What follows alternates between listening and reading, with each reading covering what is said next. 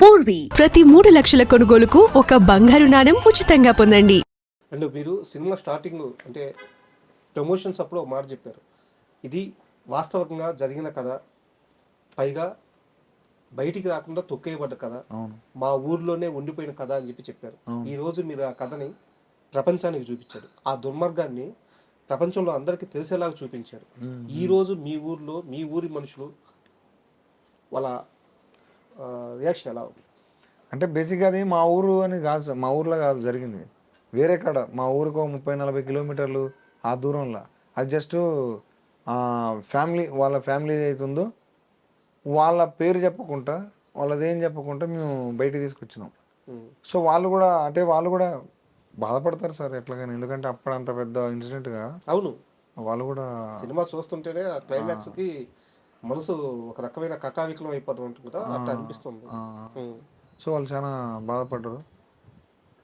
కానీ end of the day అంటే వాళ్ళ ఫ్యామిలీ కాకుండా మిగతా వాళ్ళు మాత్రం ఒక ఏమంటారు చెంపదెబ్బ అంటారు కదా, సో అట్లా చూపించినారో భయం చెప్పారు చాలా మంది. నేను వాళ్ళ పేరు చెప్పని ఏం చెప్పండి సార్, ఎందుకంటే పాపం వాళ్ళు నాకు ఇచ్చిర్రు, నేను వాళ్ళకి కాపాడుకుంటా. వాళ్ళకి ఒక మాట ఇచ్చిన, నేను ఏడా చెప్పను, మీ ఊరి పేరు కానీ మీది ఏంది కానీ నేను చెప్పను నేను అని చెప్పి నేను మాట ఇచ్చిన. సో నేను వాళ్ళ ఐడెంటిటీ రివీల్ చేయాలి అనే ఉద్దేశంతో అడగట్లేదు.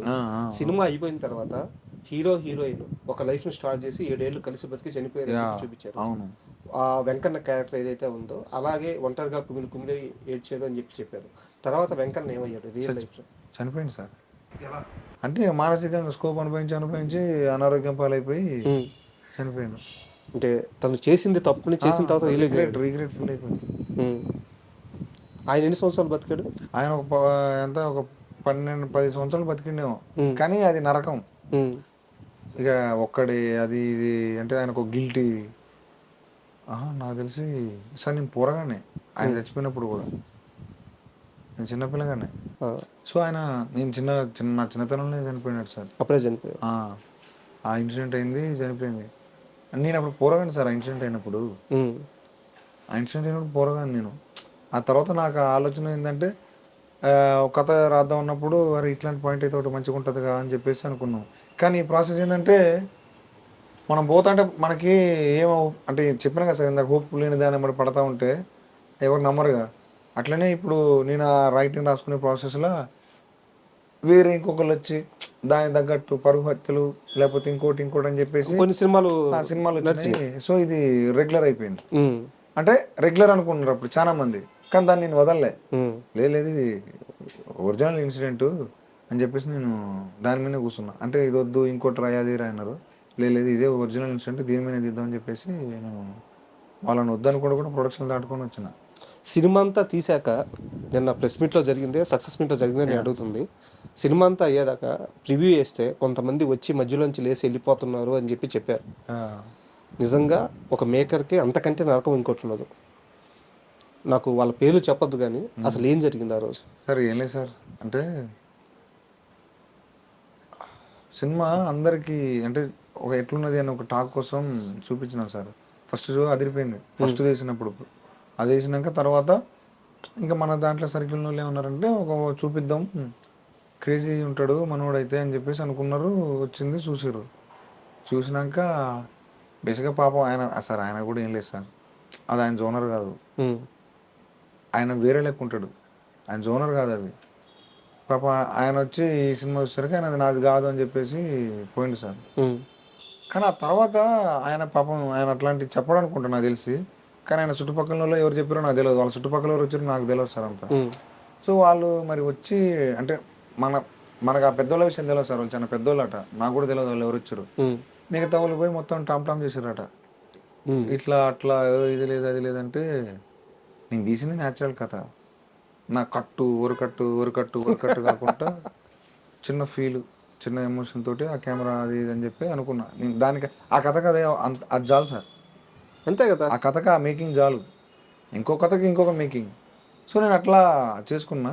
సో దాన్ని మనోళ్ళు మరి పాపం వాళ్ళు ఎట్లా ఊహించుకున్నారో, వాళ్ళు ఏ ఆశ దాంతో వచ్చారో, లేదు డైరెక్టర్ రాలేదు ఇది లేదని అంటే సరే ఇక వాళ్ళ ఇష్టం. వాళ్ళు కొంచెం నెగిటివ్ టాక్ తీసారట వాళ్ళు బాగా.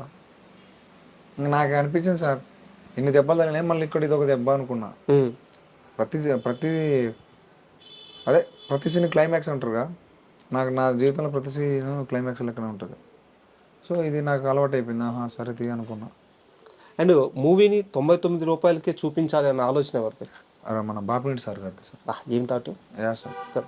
మనిషి క్రేజీ మస్తు ఉంటాడు సార్. ఆయన ఆలోచనలు కూడా యూత్కి దగ్గర ఉంటాయి. ఒక విప్లవాత్మక ఆలోచనలు ఉంటాయి ఆయన కాడ. అంటే ఎలాగో సినిమా రేట్లు, టికెట్ రేట్ల ప్రస్తావన వచ్చింది కాబట్టి ఇప్పుడు ఈ ఐబొమ్మ రవి ఇష్యూ నడుస్తుంది.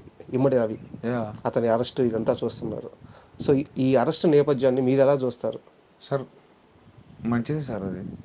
అంటే దానివల్ల ఏంటంటే సినిమాలన్నీ పడిపోతాయి.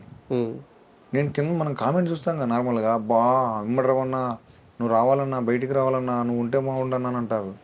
అంటే ఇప్పుడు మనకేమో థియేటర్ రావట్లేదు, థియేటర్ రాలేదు మనం అనుకుంటాను అని. కానీ వాళ్ళు ఏమంటే ఒకదానికి అలవాటు పడిపోయారు వాళ్ళు. ఉమ్, సో దాని నుంచి ఇప్పుడు వాడు ఏడ కూర్చున్నా బండి తోలుకుంటా, లేకపోతే బయటికి పోయి ఆడ చెట్లలో కూర్చొని చూస్తూ ఉంటాడు.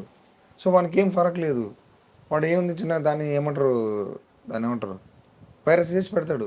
కానీ ఇక్కడ వీడు సినిమా తీసినాడు, ఆ సినిమాకి సంబంధించిన వాళ్ళందరూ బుక్ మై షో ఓపెన్ చేసి ఇవాళ ఎంతమంది వచ్చారు, వీళ్ళు ఎంత హౌస్ఫుల్ ఎన్ని ఉన్నాయని వీడు చూస్తూ ఉంటాడు. ఇంకేం హౌస్ఫుల్ అవుతాయి సార్, అందరూ ఐబొమ్మలు పెట్టుకొని చూస్తూ ఉంటాయి. పెద్ద పెద్ద టీవీలు కొంటారు, ఐబొమ్మ పిచ్చ ఏమంటారు ఫుల్ హెచ్డి క్వాలిటీ ఉంటుంది, అలా చూస్తారు. ఉమ్. ఇంకేమున్నది లేరా పోయి అనేది అనుకుంటారు, పైసలు మిగులుతాయని అనుకుంటారు. మీరు ఎప్పుడైనా మల్టీప్లెక్స్ థియేటర్లకి వాటికి వెళ్ళారా? నేను ఎక్కువ పోతా సార్, సినిమాలో పోతా. అంటే బాగా పర్టికులర్ నేను అంటే రెగ్యులర్గా ఇప్పుడు ఈ మధ్యన తగ్గించింది సార్. నార్మల్గా ఇప్పుడు కొంతమంది ఒక టేస్ట్ అంటే ఏమంటారు, ఈ డైరెక్టర్ సినిమా అయితే పోదాం, ఈ హీరో అయితే సినిమా పోదాం అని చెప్పేసి ఆగుతాను సార్ నేను. అంటే చాలా మంది చేస్తున్న కంప్లైంట్ ఏంటంటే, ఇందాక మీరు చెప్పినట్టు రవి అన్న నువ్వు బయటికి రావాలి, నువ్వు తోపుతురు, వాళ్ళందరూ కూడా రవి మీద ప్రేమ కాదు వాళ్ళందరికీ. వాళ్ళందరూ కూడా ఈ టికెట్ రేట్లు ఇంత ఎక్కువైపోయినాయి, ఈ పాప్కార్న్ రేట్లు ఇంత ఎక్కువైపోయినాయి. సో ఈ బాధ వల్ల రవికి సపోర్ట్ చేస్తున్నారు, కానీ రవి హీరో అని వాళ్ళు అనట్లేదు అనమాట. సో అది కూడా వాస్తవం ఉండొచ్చు సార్. అంటే ఇక్కడ ఎవరిని తప్పు పట్టాల్సింది సార్. వాళ్ళ పాపం వాళ్ళకి ఇప్పుడు మాకు వచ్చారు 100 రూపాయలు పెడితే రప్ప వచ్చారు, కొద్దిమంది కాదు ఏమంటారు మల్టిపుల్ టైమ్స్ చూస్తారు. సో సార్ అంత నాలెడ్జ్ నాకు లేకపోవచ్చు, కానీ నాకేమనిపించిందంటే మేబీ వాళ్ళు అనుకునేది కూడా వాస్తవేమో, తగ్గిస్తే బెటర్ ఏమో అనిపించే ఒకటైతే ఉన్నా సార్. ఎందుకంటే వాళ్ళు వస్తేనే కదా సార్ బతికేది. అవును, సినిమా రిలీజ్ ముందు వరకు సాయిలు అన్నారు, ఇప్పుడు బోస్ అంటున్నారు. అసలు ఏంది? అంటే పాపం నోరు తిరగట్లేదేమో సార్ సాయిలు కాంపౌండ్ నోరు. బోస్ అంటే నా అసలు పేరు జగదీష్ చంద్ర బోస్. ఏంది? జగదీష్ చంద్ర బోస్. ఓ. సో ఈ పీరియడ్లో సో వీనన్న మొన్న రీసెంట్గా అరే ఈ పేరు ఎందుకు కాదురా నీకు పేరు పెడతారా అన్నాడు. మా తాతయ్య చనిపోయినప్పుడు నేను నా డెమోకి జేసీబీ అని నేను డెమో చేసుకున్నా, ఒకటి జేసీబీ అని పెట్టుకున్నాయి, పక్కన కాంపౌండ్ సాయిల్ అని పెట్టుకున్నా, జేసీబీ సాయిల్ అని పెట్టుకున్నా. సో వేనన్న ఏం చేసినట్టు అరే సాయిల్ బాగున్నది, పేరు డిఫరెంట్గా ఉన్నది, మీ ఇంటి పేరు కాంపౌండ్ కాబట్టి పెట్టుకోరా అన్నాడు. సో సాయిల్ కాంపౌండ్ పడ్డది. సో అంత ముందు పిలిచిన వాళ్ళు అందరికి అలవాటు అనేది బోసు. వీడికి వచ్చి మళ్ళీ కొత్తగా ఈ పేరు కొంచెం నానక బోసు అని నేను పిలిచేస్తాను. నాకు అదే కన్ఫ్యూజ్ అయింది, ఎందుకంటే సినిమా రిలీజ్కి ముందు మనం కలిసినప్పుడు సాయిలు, అవును, నిన్న సక్సెస్ మీట్లో అందరూ బోసు అంటున్నారు. ఈ 2-3 రోజుల్లో పేరు ఎప్పుడు మార్చేస్తాడు అబ్బా అనుకున్నా. అది అదంతా వేనన్నా సార్, అది వేనన్నా నామకరణం చేసింది అది.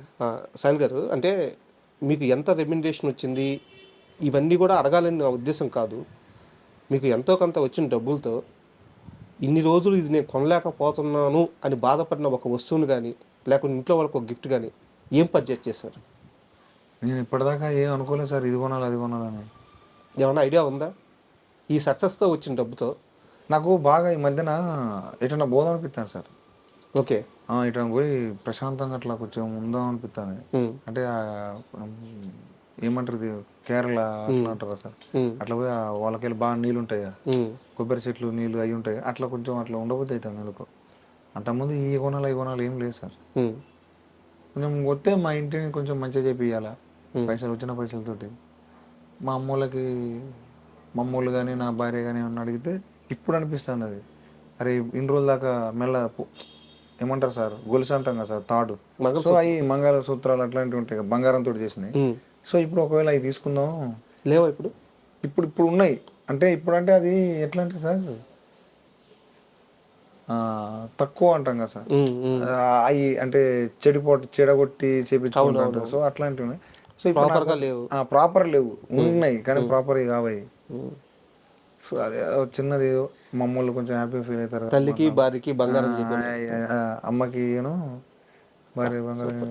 అంటే ఇక్కడ చిన్న డౌట్, బీటెక్ అయిపోయిన తర్వాత ఈ రోజు సినిమా రిలీజ్ అయ్యే వరకు, అంటే ఈ సినిమా ఈ రోజు హిట్, ఇంత పెద్ద హిట్ అయ్యే వరకు మధ్యలో అంతా స్ట్రగుల్ మీది. ఈ స్ట్రగుల్ పీరియడ్లో మ్యారేజ్ ఎలా అయింది? అది బేసిక్గా నా డెమో చేసుకున్నా సార్. డెమో చేసుకుంటే నిందా చెప్పిన కదా, పెళ్ళి పెళ్ళి పెళ్ళి అని. సో నాకంటే మా ఇద్దరు తమ్ముళ్ళ ముంగట అయిపోయింది. నేను వద్దన్నా, నాకు పెళ్ళి వద్దు తమ్ముళ్ళ చేసేయండి. అసలు ఇంకోటి ఏమన్నా అంటే పెద్ద కొడుకు పోయినట్టు అనుకోండి, ఇద్దరు కొడుకులో పెళ్లి చేసుకొని వాళ్ళని చూసుకొని జాగ్రత్త. నేను ఒకవేళ నేను గెలిచి వస్తే నాకు అప్పుడు పెళ్లి చేయండి అదే అని చెప్పుకున్నా. మీరు మాట అంటే నాకు నిజంగా సార్. నాకు అంటే ఆ పీరియడ్ ఎట్లా సార్, అది మీకు ఎట్లా అంటే చెప్పాలని అర్థం కావట్లేదు. ఆ లాక్డౌన్ పీరియడ్లు అవన్నీ ఇంట్లో కూర్చొని తింటాం, అందరి కాడ చీపు కట్టం, చుట్టాలు పక్కల కాడ, అది బాధ సార్. అది అంటే ఇన్ని సంవత్సరాలు మళ్ళీ లాక్డౌన్ ఇట్లాంటి బోనస్ వచ్చేటి. సో అవన్నీ అట్లా అనిపించి అప్పుడు మా అమ్మగా చెప్పినమ్మా, వాళ్ళిద్దరే అనుకోవే, నేను లేననుకో అని చెప్పి అనుకుంటే మా అమ్మ సార్ పిచ్చోడు అనేది. ఆ తర్వాత మా నాన్న ఇట్లా కాదు, వీనికి పెళ్లి అయితే పోవడమని చెప్పేసి అనుకున్నాడు. అట్లా నేను డెమో తీసిన 2023లో. 2022లో డెమో తీసినాక ఏమైంది, మా మామ ఉన్నాడు ఇప్పుడు మాకు దగ్గర బంధువు, ఆయన కూడా కొంచెం మా అమ్మ వాళ్ళ బాబాయ్ కొడుకు బిడ్డ నేను చేసుకున్నది ఇప్పుడు. ఓకే. సో ఆయన ఏమన్నాడంటే, పిల్లగాడు ఏం చేస్తారంటే ఇట్లా సంగతి సినిమాలు చేస్తారన్నాడు. నేను ఆయనకు చెప్పిన ముందే, అంటే మా నాన్న కొంచెం కొడుకు పెళ్లి కావాలని చెప్పి అబద్ధాలు ఆడతారు కదా సార్. మామూలుగా జాబ్ వస్తే సాఫ్ట్వేర్ ఇప్పుడు అంటే వాళ్ళ అమ్మ నాన్నకోను నా భార్య చెప్పుకున్నా, నేనేం చేయట్లే, నా సినిమా ఫీల్డ్, నేను సక్సెస్ అవుతానో తెలియదు. నేను ఏదో మీకు అబద్ధం అంటే పెళ్లి చేసుకొని తెల్లారి మళ్ళీ మన ఇద్దరం ఒకటే రూమ్లో కూర్చొని మొక్కలు చూసుకుంటే మీ అమ్మలకు నువ్వు ఫోన్ చేసి చెప్పుకొని నువ్వు నన్ను తిట్టుకోవటం వద్దు, మా అమ్మని తిట్టుకోవటం వద్దు, నేను ఇదే, నేనైతే జాబ్ చేయను, ఏం చేయను, సినిమే, మీకు ఇష్టం ఉంటే చేయను, లేకపోతే లేదు భయ అని చెప్పిన. వాళ్ళు కొంచెం ఆలోచించుకున్నారు, మాకు టైం వాళ్ళు ఉన్నారు. తెల్లారి లేదు మీ ఇస్తాం, పిల్లగాడు మంచోడు, మాకు చిన్నప్పటి నుంచి తెలుసు కాబట్టి నేను ఇస్తామని చెప్పేసి అన్నారు. సో అట్లా పాపం నా భార్య వచ్చింది. నా భార్య వచ్చినాక ఈ సినిమా కొంచెం ముందుకు పోయింది. ఒక అట్లా నమ్మారు మిమ్మల్ని? నమ్మారు. ఏం పేరు? ప్రత్యూష.